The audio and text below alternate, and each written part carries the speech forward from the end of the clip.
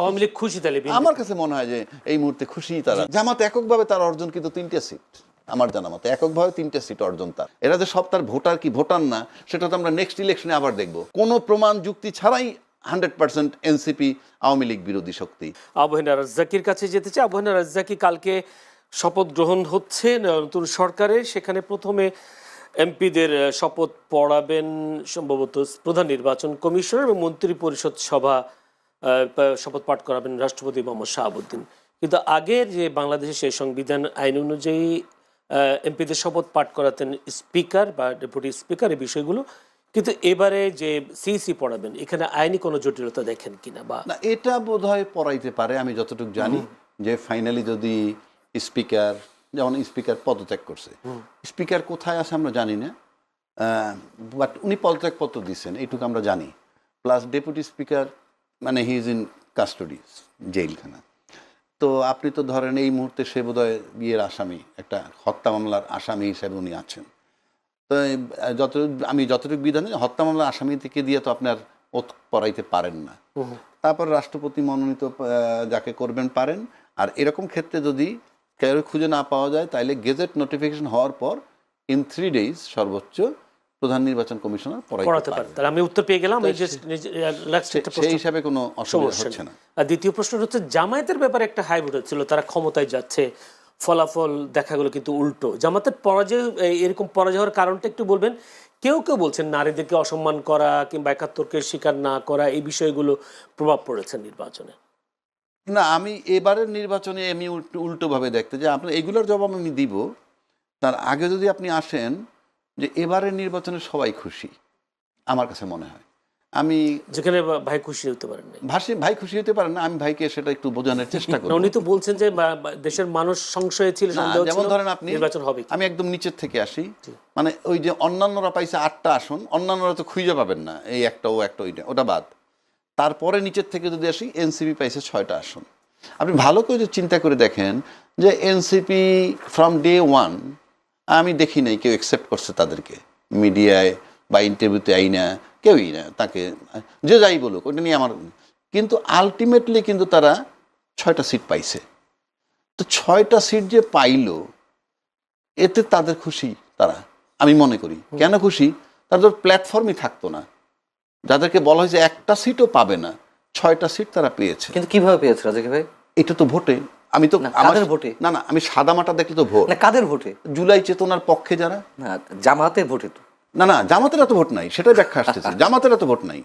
জামাত বরং এনসিপিকে নিয়ে, এনসিপির পক্ষে যে সেন্টিমেন্টটা কাজ করছে, জামাত গেইন করছে। এই কাজটা যদি বিএনপি করতো, আমার ব্যক্তিগত ওপিনিয়ন ভাই, আমি ধরেন শেখ হাসিনাকে সরাইছি, আমরা আন্দোলন করছি, সরাইছি, ভালো কথা, যাক।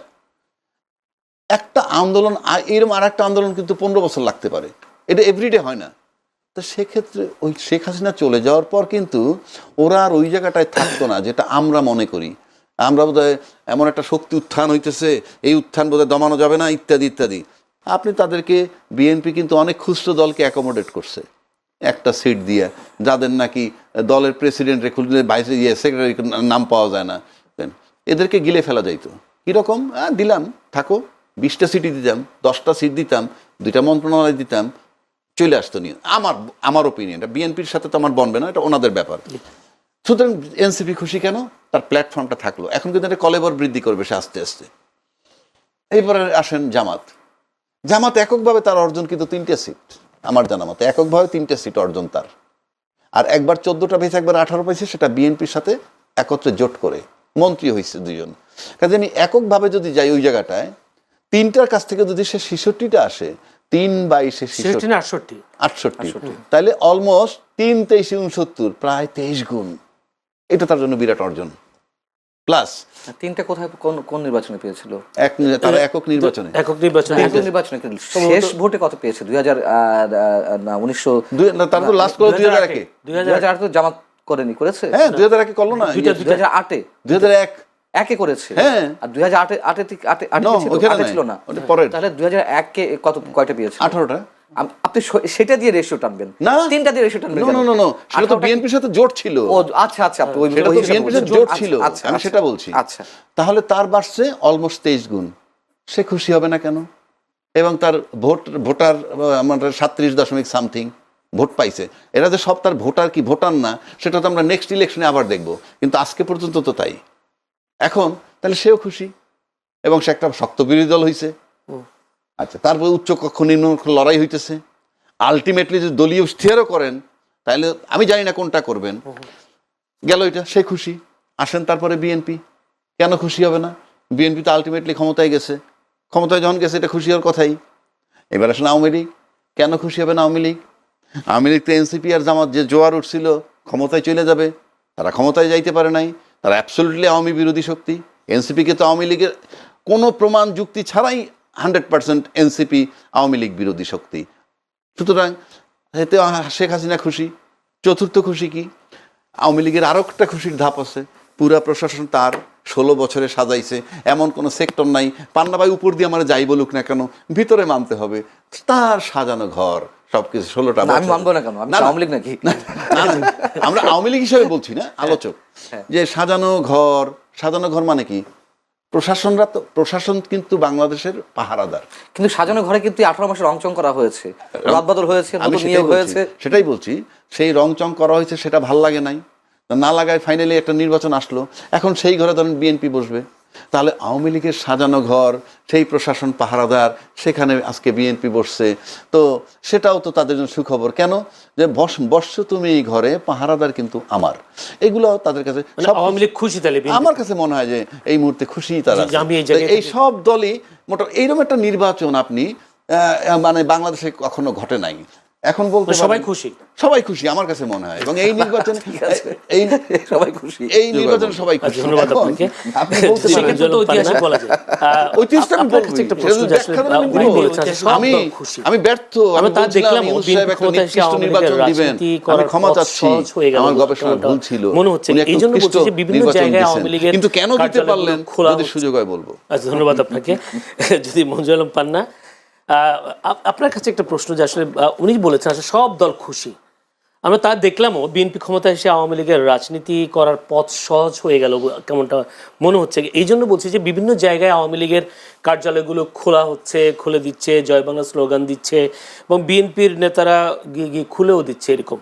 তাহলে কি বিএনপি ক্ষমতায় আসার কারণে আওয়ামী লীগের রাজনীতি করার পথটা সহজ হয়ে গেল কিনা? খুব স্বাভাবিক, খুব স্বাভাবিক। যেটি রাজ্জাকি ভাই বলেছেন, সেই কারণে আওয়ামী লীগ খুশি। অন্তত রাজ্জাকি ভাইয়ের এই পর্বের এই বক্তব্যে আমি সম্পূর্ণ একমত। সবাই খুশি, আমরা সবাই রাজা। এখন বিষয় হচ্ছে যে শুধু আওয়ামী লীগ, বিএনপি বা যার যার জায়গা থেকে খুশি তা না। দেখুন, এটি বাস্তবতা। বাংলাদেশের মানুষ যে দলই করুক না কেন, আমি সবসময় একটি কথা বলি, 80 থেকে 90% মানুষ মুক্তিযুদ্ধের চেতনায় বিশ্বাসী।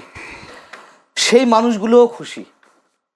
মানুষের মধ্যে তো একটা আতঙ্ক ছিল, একটা আশঙ্কা ছিল, অথবা আর একটা অংশের মধ্যে আশাবাদ ছিল, জামাত ক্ষমতায় চলে আসছে। ম্যাটিকুলাস ডিজাইন দিয়ে হোক, সেটা ইঞ্জিনিয়ারিং করে হোক বা মেকানিজম করে হোক, জামাত ক্ষমতায় চলে, অথবা ভোটের মাধ্যমে, মনে করেন যে কোনো একটা অংশ তারা বলছিল ভোটের মাধ্যমে জামাত চলে আসবে, তারা ঠিকই বলছিল, আবার আতঙ্কেও ছিল। আপনি নিশ্চয়ই, আমি আর কাউকে না উদাহরণ না দিই, আমি তো একজন সিটিজেন হিসেবে, একজন সাধারণ মানুষ হিসেবে আমি তো চাই স্বাধীনতা বিরোধী কোনো শক্তি ক্ষমতায় না আসুক। হ্যাঁ, সেদিক থেকে আমিও খুশি, অন্তত এই জায়গা থেকে। বিশেষ একটি অংশ, কারণ অথবা জামাতের একটি অংশ, তারা এই যে স্বাধীনতা 54 বছর পর এসে এটা তো মেনে নেওয়া যায় না। এখনো এই যে এনসিপি, আমি সব নেতাদের কথা বলছি না, এনসিপির বিশেষ একটি অংশ অথবা জামাতের একটি অংশ, তারা মুক্তিযুদ্ধকে যেভাবে খাটো করেছে, এটা তো মেনে নেওয়া যায় না। এবং 18 মাস, জয়নুল আপনি বলুন, নিজেকে আদালতের কাঠগড়ায় দাঁড় করেন, মনে করেন যে সাক্ষ্য দেন, আপনি কি নিশ্চিন্তে থাকতে পেরেছেন? মানুষের জীবনের নাভিশ্বাস উঠেছে নিরাপত্তার দিক থেকে। নতুন যে মবতন্ত্র কায়েম হয়েছিল, যে মানে কখন কে মবের শিকার হবে কেউ বলতে পারছিল না, এবং এইগুলো কে ঘটিয়েছে? সবাই মিলেমিশে ঘটিয়েছে। জামাত ঘটিয়েছে, বিএনপি লোকেরা ঘটিয়েছে, এনসিপি ঘটিয়েছে। কি আশা করেন সামনে মবতন্ত্র হবে কি হবে না? কমবে তো বটেই, মানে একেবারে যে বন্ধ হয়ে যাবে রাতে তা না, তবে অবশ্যই কমবে এবং একটা সময় বন্ধও হবে, এটুকু আশা করি। এবং তারেক রহমান যে আশাবাদ মানুষের মনে জাগাচ্ছে, মানে আমি তো প্রথমে বলেছি ব্রুট মেজরিটি অবশ্যই খারাপ দৃষ্টান্ত হয়ে আছে যুগে যুগে। এবারও যে খারাপ হবে না তা বলা যায় না, তবে আমরা আশা করতে পারি। তিনি তারেক রহমান সব বিরোধী দলের নেতাদের বাসায় গিয়ে গিয়ে দেখা করছেন, এটা নতুন সংস্কৃতি, অবশ্যই এটা ভালো উদ্যোগ। এবং আওয়ামী লীগের রাজনৈতিক কার্যালয় আপনি খোলার কথা বলেছেন, এটা তো আসার কথা। দেখুন এটা তো বাস্তবতা, আওয়ামী লীগের নেতাকর্মীরা যারা অন্যায় করেছে, অপরাধ করেছে, চুরি করেছে, বাটপারি করেছে, গুম করেছে, খুন করেছে, তাদের সবার বিচার আমরা চাই। কিন্তু একটা ইনস্টিটিউশন কেন বন্ধ রাখতে হবে, যেটা রাজীব ভাই প্রথমে বলছিলেন, তো খুব স্বাভাবিক আমরা চাই। এবং এই যে টক শোতে যারা আসেন তাদের এই অংশটাকে বাদ দিয়েন প্লিজ। ওই যে উত্তপ্ত কথাবার্তা বলে, মানে ঝগড়াঝাটি বাধায় দেয়, এবং ওই যে ইনফ্লুয়েন্সিয়াল কথাবার্তা বলে নেগেটিভলি, বাংলাদেশের রাজনীতি নষ্ট হওয়ার পিছনে এই একটা অংশ কিন্তু দায়ী। গণমাধ্যম যেমন দায়ী, এদেরও দায়ী। আমরা চাই প্রতিদ্বন্দ্বিতা থাকুক, প্রতিহিংসা না থাকুক। আর একটা প্রশ্ন সেটা হচ্ছে, আপনি নিজেই বলেছেন জামায়াতের মুক্তিযুদ্ধ বিরোধী একটা শক্তি আসুক ক্ষমতা, এটা আপনিও চান না, দেশের মানুষও চায়নি, কিন্তু ভোটের দিক হিসেব করলে জামায়াতের বেশ উত্থান হয়েছে। সেই উত্থানটাকে আপনি কিভাবে দেখছেন, বা এই উত্থানকে আরো বাড়বে নাকি কমবে বিএনপির এই প্রশাসনিক ক্ষমতার দক্ষতার জন্য, কি মনে হয় আপনার? এটা একটা ভ্যালিড কোশ্চেন যে জামাত আরো এগিয়ে যাবে কিনা। আমার মনে হয় জামাত এটি সর্বশেষ সুযোগ ছিল আমার ধারণা মতে, মানে ফোরকাস্টিং এর জায়গাতেও 23 গুণ ওরা উত্থান পেয়েছে। তার নানান কারণ আছে। দেখুন জামাত পরিবার ভিত্তিক রাজনীতি করেছে এই 18 বছর। সমাজ মানে কি বলে এটাকে, এই শব্দটা আমি বলে দিলাম, মানে এটা শব্দটা গ্রাম ভিত্তিক, হ্যাঁ ওটা তো আছেই। জামাতের রোকন সদস্য সম্ভবত 2008 সালে ছিল 15,000, সেটি বেড়ে হয়েছে, আমি দ্য ডিপ্লোম্যাটের পরিসংখ্যান বলছি, দ্য ডিপ্লোম্যাট বা বাংলাদেশের বিভিন্ন গোয়েন্দা সংস্থার রিপোর্ট অনুযায়ী বলেছে, আওয়ামী লীগের সময় 2023 সেপ্টেম্বরে, 2024 7 জানুয়ারি নির্বাচনের আগে 2023 সেপ্টেম্বরে দ্য ডিপ্লোম্যাট একটা নিবন্ধ দিয়েছিল, প্রকাশ হয়েছিল। ওইখানে দেখাচ্ছে যে 15,000 থেকে তারা এই 15 বছরে বা 14 বছরে 70,000 সামথিং তাদের ওরকম সদস্য, এবং তারা গ্রাম ভিত্তিক কাজ করেছে। দেখুন এর মধ্যে আরো অনেক কারণ আছে। তাহলে আওয়ামী লীগের দমন পীড়ন ওদেরকে আরো উত্থান বাড়িয়ে দিল, এটা অবশ্যই তাদের রাজনৈতিক কৌশল, তাদের রাজনৈতিক কৌশলগুলোকে আমি স্যালুট করি। তাদের যে সাংগঠনিক ভিত্তি, আপনি ইচ্ছা করলেই টাকা দিয়ে যে কোনো দলের সদস্য প্রেসিডিয়াম মেম্বার হয়ে যেতে পারেন, আমি চ্যালেঞ্জ করে বলছি। কয়েক কোটি টাকা, মানে দল বুঝে অবস্থা। তো শিল্পপতিরা হচ্ছে না, বড় বড় পদে যাচ্ছে না বড় দুই দলের, কিন্তু জামাতে এটি সম্ভব না। এবং এর আগেও বলেছি, জামাতের প্রত্যেকটা ছেলে বা মেয়ে যাই হোক ছাত্র শিবির করার পর তাদের অর্থনৈতিক স্বাবলম্বী হওয়ার নিশ্চয়তা রয়েছে। তাদের ব্যাংকিং সেক্টর, তাদের অর্থনৈতিক যে সেক্টরগুলো অসাধারণ। যে দলের যেমন টাকার অভাব হয় না, চাঁদাবাজি করতে হয় না, ঠিক একইভাবে যারা শিবির করে আসে, ছাত্র সংগঠন করে আসে, তাদের চাকরি বাকরি অভাব হয় না। এদিক থেকে জামাতের রাজনৈতিক কৌশল অতুলনীয়, অভাবনীয়, অনেকটা কমিউনিস্ট পার্টি টাইপের, আগে যেমন কমিউনিস্ট পার্টি যে প্র্যাকটিসটা করতো। যাও, কিন্তু এই যে ভোট বাড়লো, দেখুন আমার কিন্তু এই ভোটে অনেকেই বলছে যে 100% সহি শুদ্ধ তো ভোট হয়নি। আগের দিন থেকে ভোট মারা শুরু হয়েছে, সিল মারা শুরু হয়েছে, কিছু না কিছু ঘটেছে। টিআইবি যে রিপোর্ট দিয়েছে আজকে, সেখানেও বলছে তুলনামূলকভাবে গ্রহণযোগ্য। তার মানে বলেনি কিন্তু 100% বা 90% বা 95% বলেনি, কিছু ঘটেছে। এবং এটি সত্য কথা, গ্রাম পর্যায়ে এবং নিম্ন আয়ের মানুষ, আমি নিরক্ষর বা অশিক্ষিত বলবো না, নিম্ন আয়ের মানুষের মধ্যে এবং গ্রাম পর্যায়ে জামাতের জনপ্রিয়তা বেড়েছে, এটাই বাস্তবতা।